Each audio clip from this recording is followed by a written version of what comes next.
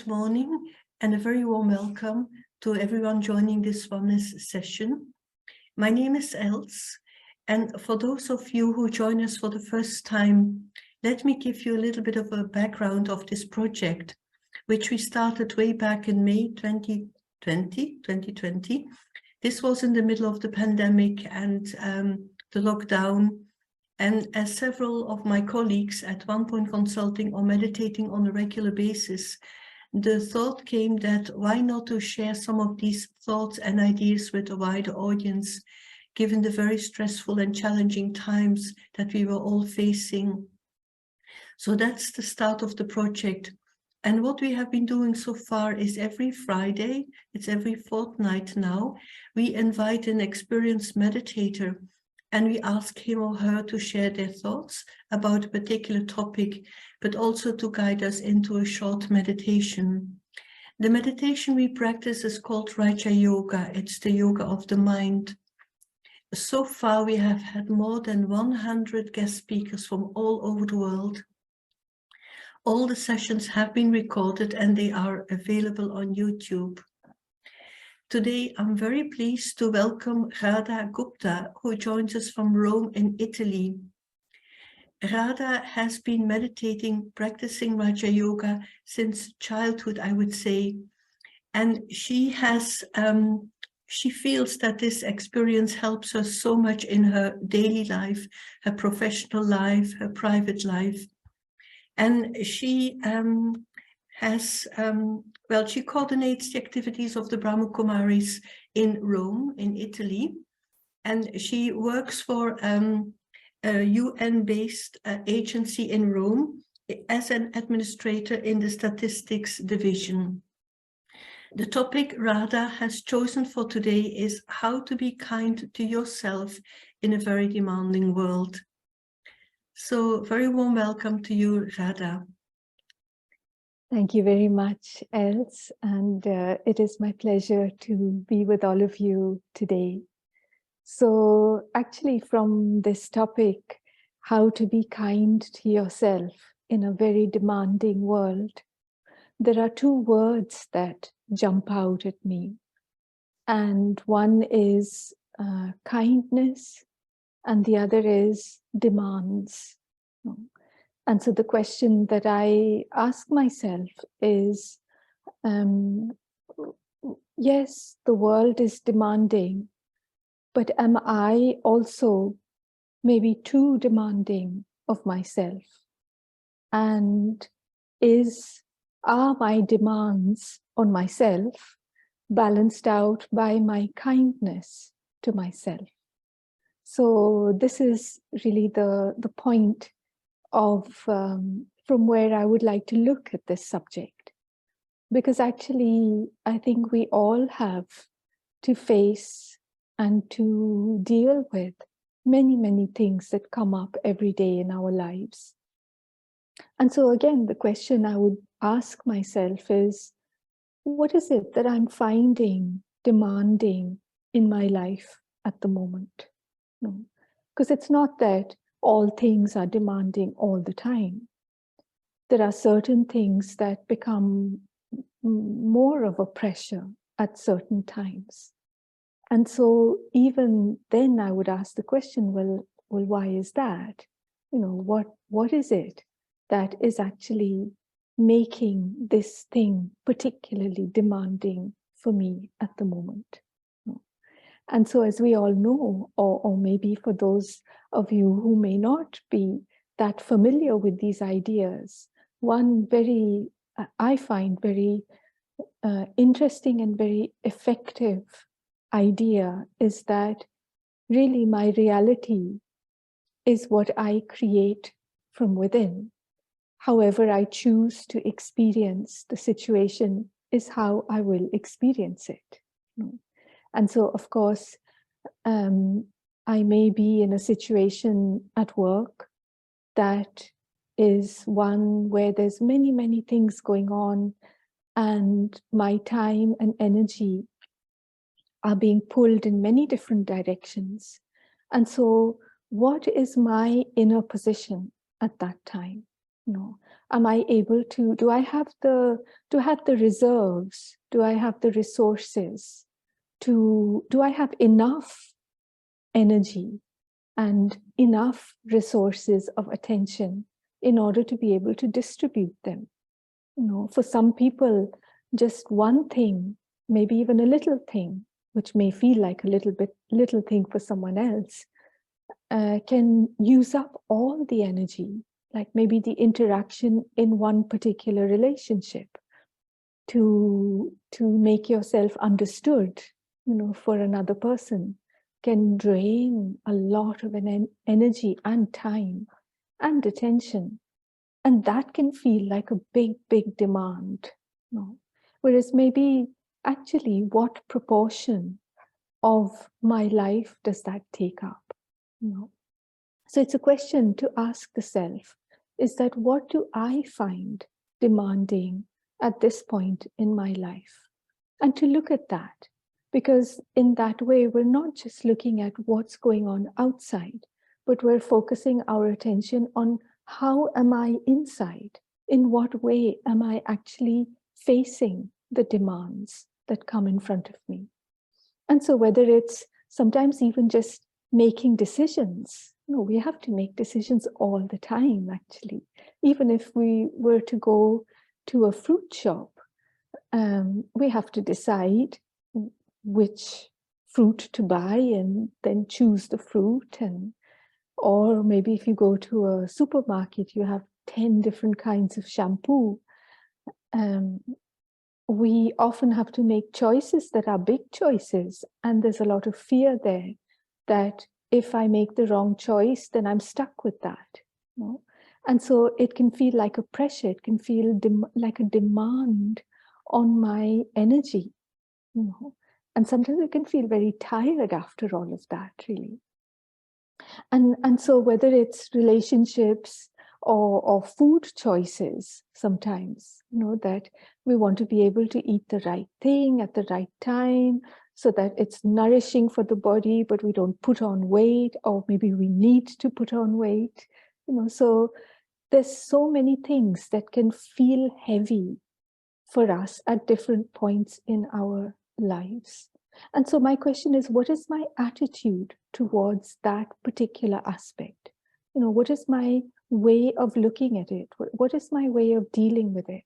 And that's where the kindness comes in, really, is that am I actually, do I have some hidden belief in there about myself or about other people or about a situation, a belief which can take the form of an expectation or some wish that things should be in a certain way, that I should be in a certain way, that I should always make the right choice first time, for example, you know, which is a bit unrealistic. And sometimes when demands take the form of requests, so come disguised as a request, how can we tell the difference when something is not really a request, but it's actually a demand? And the way I see it is that when I say no, or I don't agree to a certain request, then what is the reaction? Whether it's me making the request or another person. And the answer is no, not possible, not available, not happening. What is my response to that? Do I get upset? Do I get angry? Do I get disappointed? Do I react? In what way do I respond? No. And so it's important also to understand the differences between what is a demand and what is a request. And of course, we have needs. And sometimes demands, when they come up inside of us or outside, are often because of an urgent need. But the expectation is that someone, and maybe one particular person, is going to fulfill that need in the way that I want it to be fulfilled. You know? And so it's not just about the demands that maybe the world has of us, but it's the demand that I have of the world, which comes in the form of these expectations. And so I found in my life that often these demands that I have or that I take on board come in disguise. And so they don't look like demands, but actually they are, and they are expectations. And very often, the only thing they lead to is in reducing self-respect. They lead to disappointment, discouragement, because very often these demands are not fulfilled, or we're not able to fulfill other people's demands. And so what can I do with that? What can I do about that? And I ask myself the question, so when I feel the kindness in someone, what are the kind of things that I consider to be kind? And I mean, for example, I'll just share a few of the things that come to my mind. One is that they listen to me. They're present for me. So they're not half listening, half distracted. But I know that there's that presence there. And then very often a kind person will actually offer hard clarity with the cushion of love. And so there is that clear indication of what's going on, maybe something that, an attitude that I have that is damaging, but they will also offer the cushion of love, so that although the illusion falls down for me, but I don't crash. So the illusion or the ego will crash, but I get stronger. I fall on the cushion of love. And so that is kindness. And then maybe a kind person would go out of their way to help, and would stay connected, to stay in touch, really, to see how is it going, to check in. And so I ask myself, am I doing all these things for myself? Because it's only when I'm doing them for myself that I can actually offer that to other people.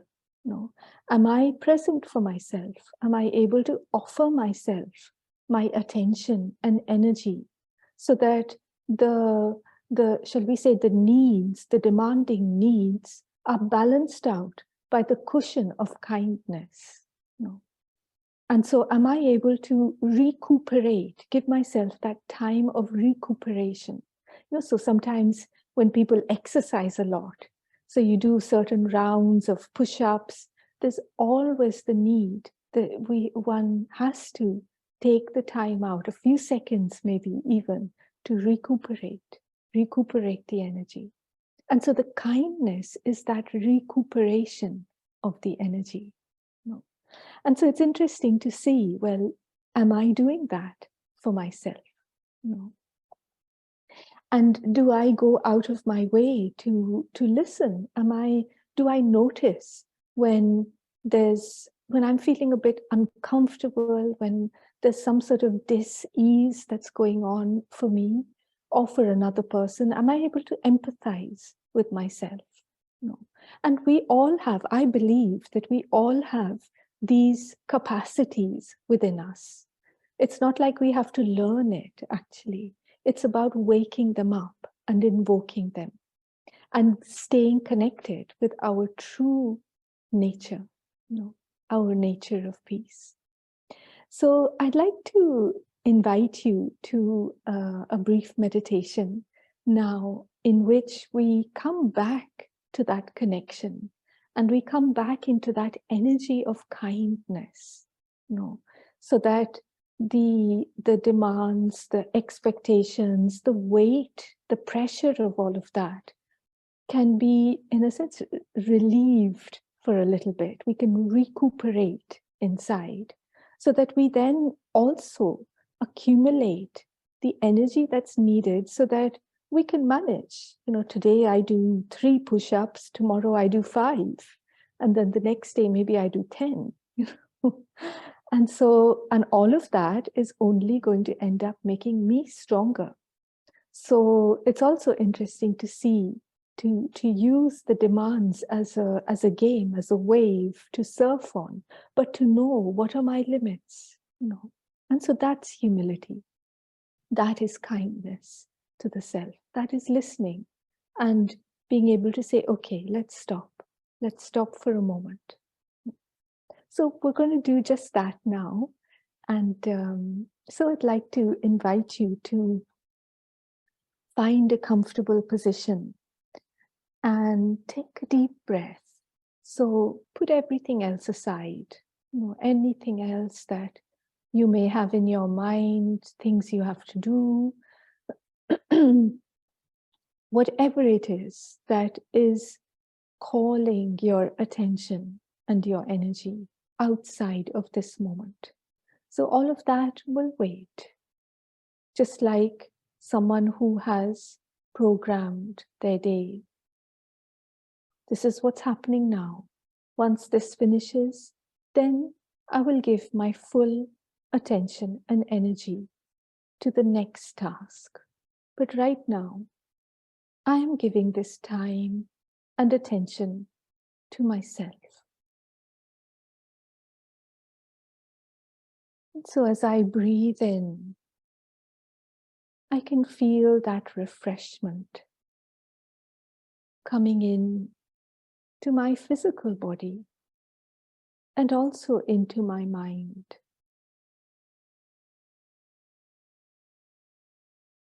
It's like my mind is a beautiful flower that opens out under the sun, in the warmth, in the golden light. I absorb the energy. I absorb the warmth, the love, the presence.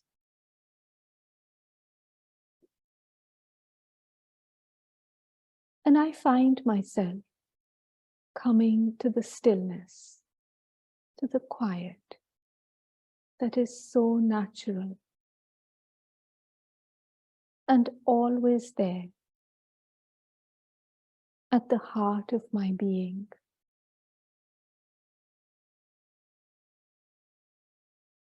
It is that inner place where I can recuperate and refresh my energies.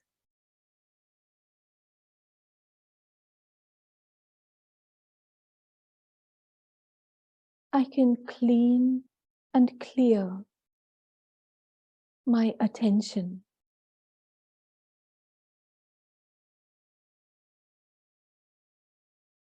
So that I am available for myself and for the world.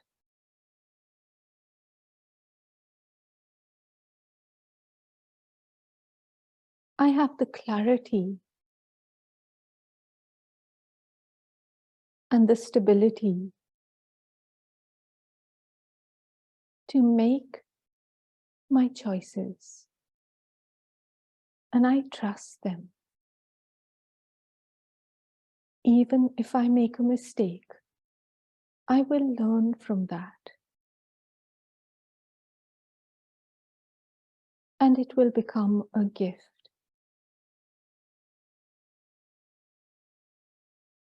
I learn where to say yes and where to say no.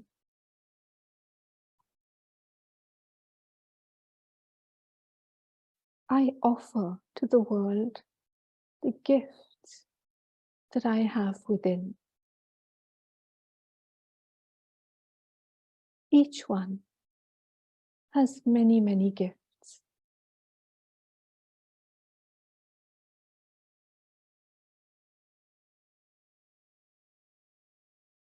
When I become aware of them, when I know how to use them, I become enthusiastic. And enthusiasm brings an abundance of energy.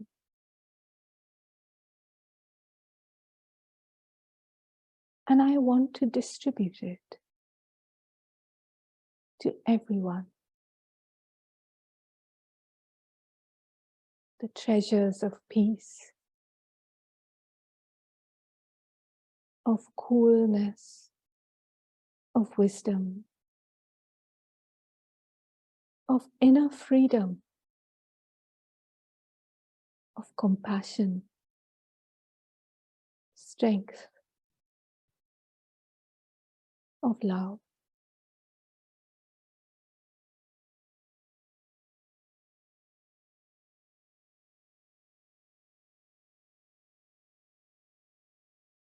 And I come back to my mind, which is like a flower, open and facing the sun.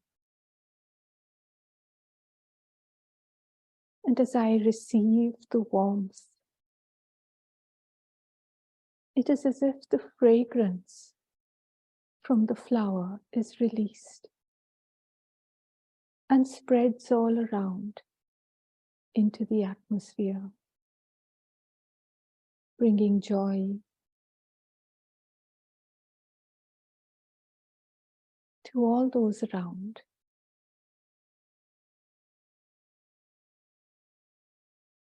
I take another moment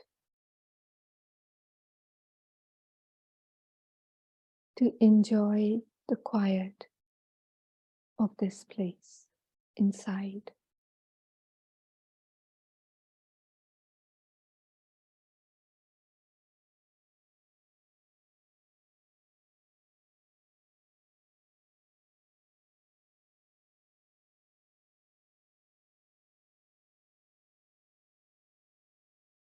I take another deep breath and very gently bring my attention once again to my physical surroundings.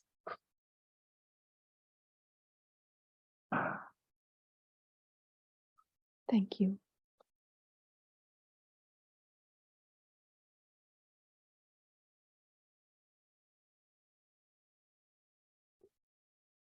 Thank you, Radha, for that beautiful meditation session. And when you were talking about kindness, I really liked how you actually mentioned that kindness means listening to yourself. It means empowering yourself so that we can deal with the pressure and the demands of everyday life. But I have another question for you. If I develop that kindness for myself, how will that help me to have kindness for other people? Can you tell us a little bit more about that? Kindness towards other people. Certainly, thank you. Yes, I mean, in my experience, when I build my energy with the kindness towards myself, then it's as if I have the reserves. I have something to offer other people. And I really believe, and this is what I've noticed in my life, is that I treat others the way I treat myself, just naturally and subconsciously. So if I'm kind to myself, the way I talk to myself, the way I manage my own mistakes, then that's how I'm going to deal with other people. Okay.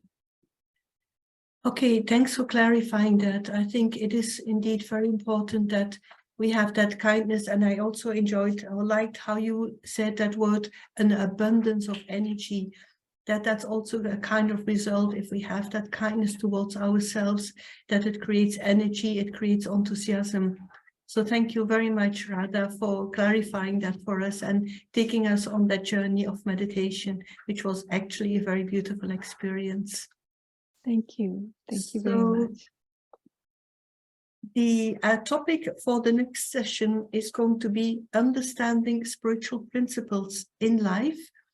And we will have Kim Cuneo from Australia joining us for that session.